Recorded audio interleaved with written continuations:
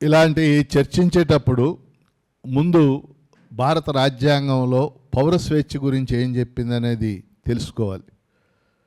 భారత రాజ్యాంగంలో ప్రాథమిక హక్కుల్లో ఆర్టికల్ 19 భావ ప్రకటన స్వేచ్ఛ కల్పించింది పౌరుడికి. Right to freedom of expression అన్నాం. అలాగే ఆర్టికల్ 20, 21, 22 ఈ మూడు కూడా చాలా ఇంపార్టెంట్ ఆర్టికల్స్. ఆర్టికల్ 21 జీవించే హక్కు, ప్రతి పౌరుడికి జీవించే హక్కును కల్పించింది. ఆర్టికల్ 20 చట్టానికి అనుగుణంగా మినహా పౌరుల్ని శిక్షించరాదు. ఇది చాలా ఇంపార్టెంట్ ఆర్టికల్. చట్టానికి అనుగుణంగా మినహా పౌరుల్ని శిక్షించరాదు.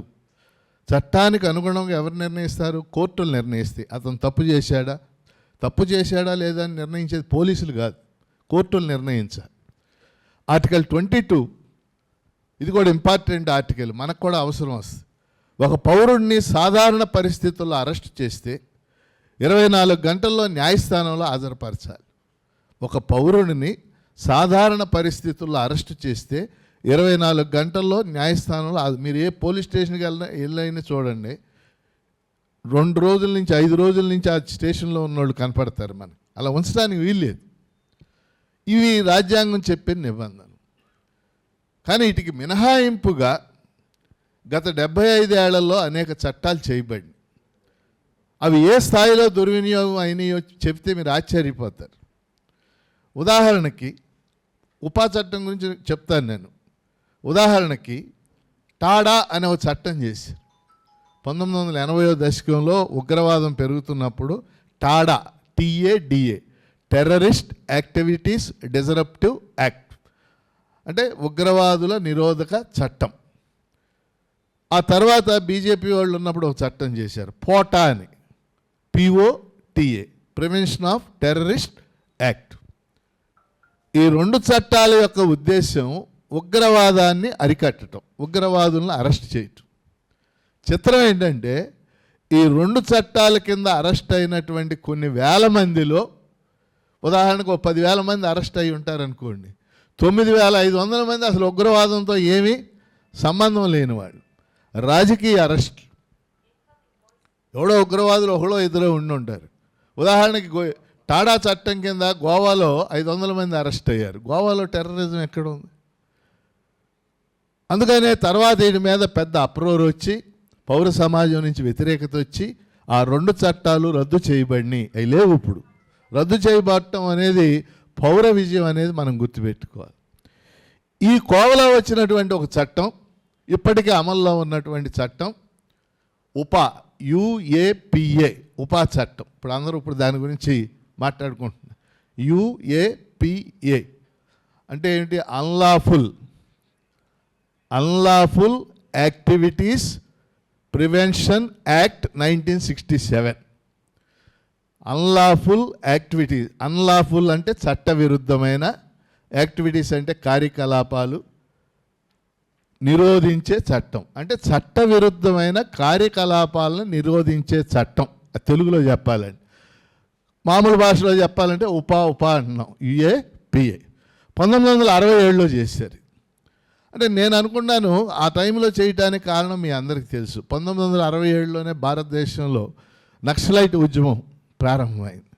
ఆ నేపథ్యంలో ఈ చట్టం చేయబడింది. సో ఈ చట్టం చేసినప్పుడు ఏం చెప్పారంటే,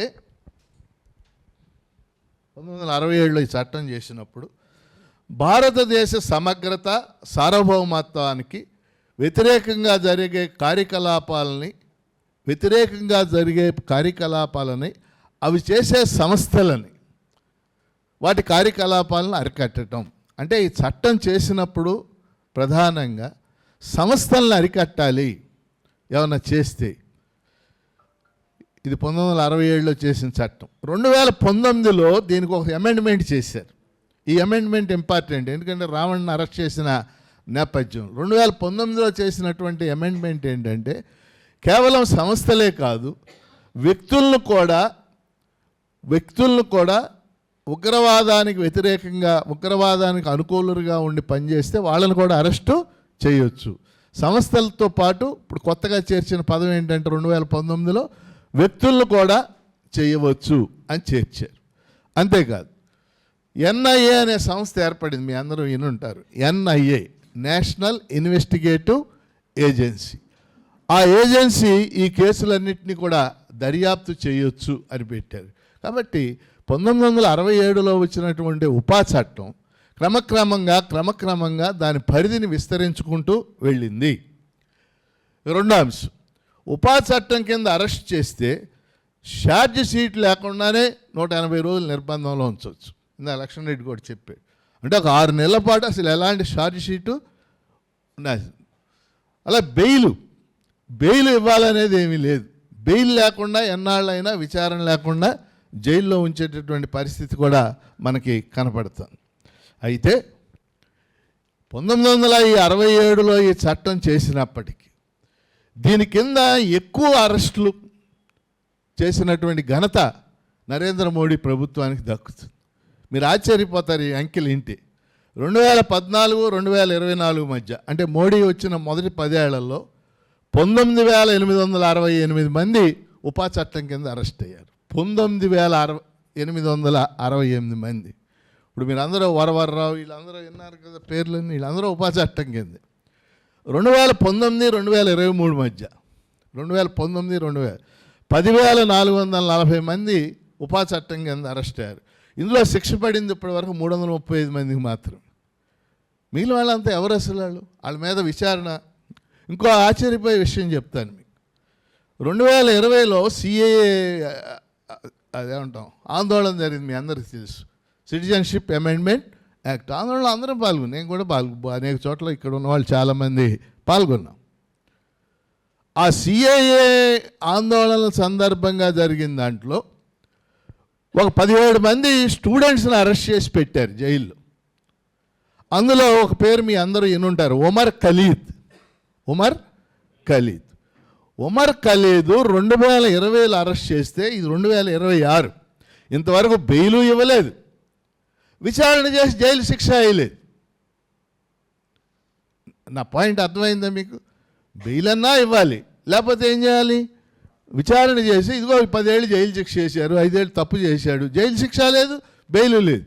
అలా మగ్గుతూ ఇప్పటికి అతను 5 సార్లు బెయిల్కి అప్లై చేసి బెయిల్ రిజెక్ట్ చేయబడి, అట్లాగే సుప్రీంకోర్టులో బెయిల్కి అప్లై చేశాడు. సుప్రీంకోర్టును అమిత్ షా ఇన్ఫ్లుయెన్స్ చేసి బెయిల్ రాకుండా చేశాడు. లేటెస్ట్గా జస్టిస్ నాగరత్న ఒక జడ్జిమెంట్ చెప్పింది. ఇందాక జస్టిస్ నాగరత్న అంటే 10 రోజుల క్రితం అది జరిగింది. అది జరిగాక మళ్ళీ బెయిల్కి పెట్టారు ఉమర్ ఖలీద్. మళ్ళీ ఇప్పుడు ఢిల్లీ హైకోర్టు నిన్న మొన్న రిజెక్ట్ చేసింది. ఇవాళ ఆంధ్రజ్యోతి ఎడిటోరియల్ అదే, మీరు తర్వాత ఇంట్రెస్ట్ ఉన్నవాళ్ళు ఆ ఎడిటోరియల్ చదవండి. అంటే ఏంటి, ఒక వ్యక్తి మీద నువ్వు పగబట్టినట్టు 6 ఏళ్ళు ఉపా చట్టం కింద అరెస్ట్ చేసి 6 ఏళ్ళు అతను బెయిల్ లేకుండా, ఉమర్ ఖలీద్ అనే అతను మీరు అందరూ వినుంటారు, చాలా గొప్ప మంచి ఇంటలెక్చువల్ స్టూడెంట్. అతను జవహర్లాల్ నెహ్రూ యూనివర్సిటీలో పిహెచ్డి చేస్తున్నటువంటి స్టూడెంట్. నిన్న మొన్న హిందూలో జైల్లో ఉండి అతను చదివిన 10 పుస్తకాల హిందువులు ఫోటోలు వేసి ఆ పుస్తకాల బొమ్మలు వేసి రాశారు. మీరు చదివితే అసలు ఆ పుస్తకాల టైటిల్సే నేను ఎప్పుడు వినలా. జైల్లో ఉండి అతను చదివిన 10 పుస్తకాలని నిన్న మొన్న హిందూ పేపర్లో వేశారు. సీను నువ్వు ఆ పేజీ తీసి అది పెట్టాలి, నువ్వు చూసి ఉండవు, లేకపోతే పెట్టే పని. అతను చదివిన 10 పుస్తకాలు, అంత ఇంటలెక్చువల్. అటువంటి వ్యక్తి ఉపా చట్టం కింద అరెస్ట్ చేయబడి, మళ్ళీ చెప్తున్నా, బెయిలు లేదు, రెండోది విచారణ లేదు. విచారణ చేసి జైలు శిక్ష 6 ఏళ్ళు 7 ఏళ్ళు, అది లేదు ఇది లేదు. అండర్ ట్రయల్గా ఇన్నేళ్ళు ఉండటం ఉపా చట్టం కింద చేశారు వాళ్ళు. అంటే ఉపా చట్టం ఇంత దుర్మార్గం అయింది. మోడీ గవర్నమెంటు దాన్ని కంప్లీట్గా తన వ్యతిరేకుల్ని, ఎవరైతే వ్యతిరేకులు ఉన్నారో, వ్యతిరేకంగా మాట్లాడుతున్నారు, వాళ్ళని ఈ చట్టం కింద అరెస్ట్ చేసి జైల్లో పెట్టేసి ఉంచుతుంది. ఈ నేపథ్యంలో చూసినప్పుడు యూట్యూబర్ బచ్చలకూరి జోసెఫ్ ఎలియాస్ రావణ్, వాస్తవంగా నేను ఆయన వీడియోలు ఏమీ వినలేదు, నాకు అసలు ఆ పేరు కూడా పెద్దగా తెలియదు. అరెస్ట్ అయ్యాక తెలియటమే నాకు. అదేం మాట్లాడాడు. కానీ ఏదైనా మాట్లాడాడు. ఇప్పుడు ఏమిటి, ఆయన్ని వరుసగా అరెస్ట్ చేశారు. 4 రోజులు వరుసగా అరెస్ట్ చేస్తే 4 సార్లు కోర్టు బెయిల్ ఇచ్చేసి ఇక లాభం లేదని చెప్పేసి ఇప్పుడు భారత శిక్షా స్మృతి కింద 3 సెక్షన్లు, ఉపా చట్టం కింద 2 సెక్షన్లు పెట్టి ఇప్పుడు అతను అరెస్ట్ చేశారు. ఉపా చట్టం కింద పెట్టారు కదా. ఇక ఇప్పుడు ఉమర్ ఖలీద్ చెప్పాను కదా, అదే పరిస్థితి.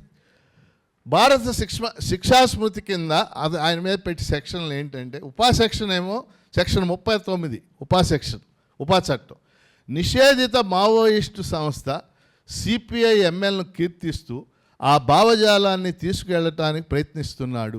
ఇదేమో ఉపా చట్టం సెక్షన్. భారత శిక్షా స్మృతిలో సెక్షన్ 147 భారత ప్రభుత్వానికి వ్యతిరేకంగా కుట్రలు ప్రేరేపిస్తున్నాడు. ఆయన రావణ్ అని ఆయన భారత ప్రభుత్వానికి వ్యతిరేకంగా కుట్రలు ప్రేరేపిస్తున్నాడు. 152 సెక్షన్ భారతదేశ సార్వభౌమాధికారం, ఐక్యత, సమగ్రత భంగం కలిగిస్తున్నాడు.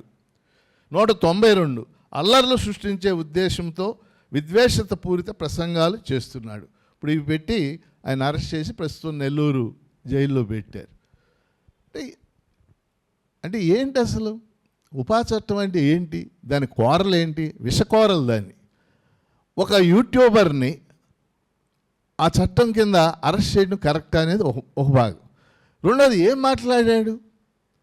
ఇప్పుడు పోలీసులు ఏంటి, ప్రజలు ఎక్కువ మంది దీన్ని రియాక్ట్ అవుతున్నారని నిన్న మొన్న పేపర్లు మీరు చూసి ఉంటారు.